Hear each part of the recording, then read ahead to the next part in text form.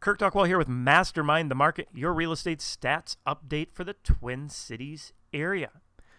Well, the Buyers' Independence Day is coming soon. What do I mean by that? Well, we'll get into that in just 1 second.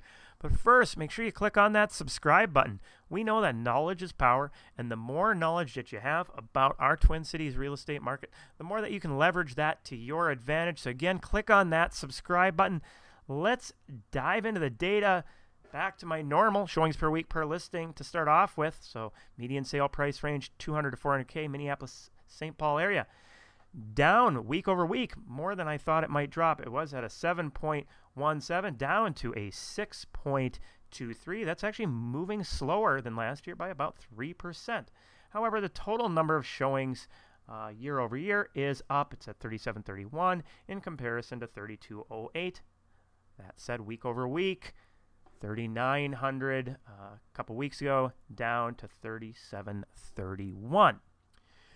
To put this in a little perspective, 6.23 is still a pretty decent seller's market out there on the weekly basis, but not nearly as competitive as it was when we look back, close to 60 days or so, when we're running a 10.41, 10.43.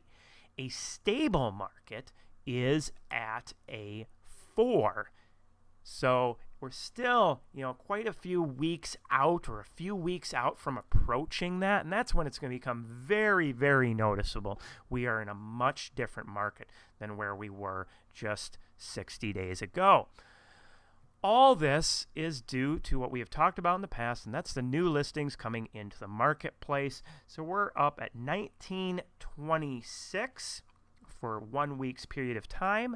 But when we look back 60 days, we're moving at 26% faster, 26% more listings coming into the market on a weekly basis. And when you combine that with the pending sales that haven't moved a ton, so those are actually only up by 12% when we look back 60 days.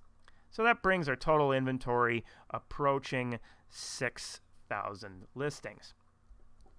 Okay, interest rates.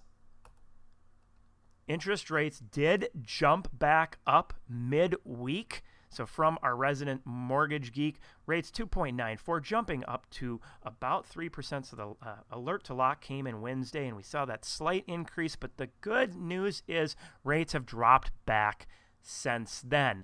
So currently, the markets are neutral. Chad Preby's recommendation is to lock if you are on that 30-day range close if you have a property under contract.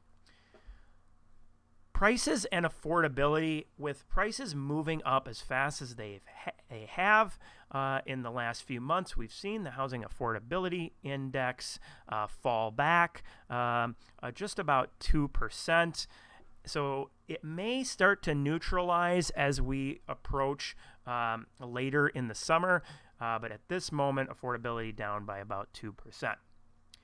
So moving on to our market meter. Not much change. Still, as people have heard me say many, many weeks running, extreme seller's market. That said, the weekly showing pace, if we were to just do a market meter only using 1 week's data, we're much closer to this seller or stable seller's market range.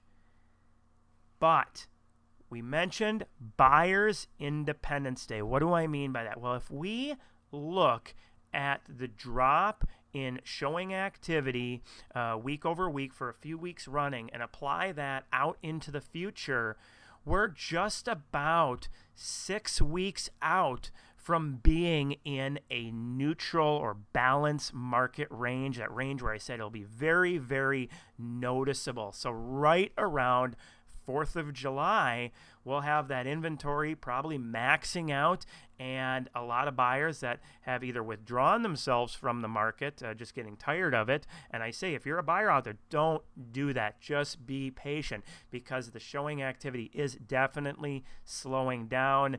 The data doesn't lie. We're seeing, huge dropbacks from where we were.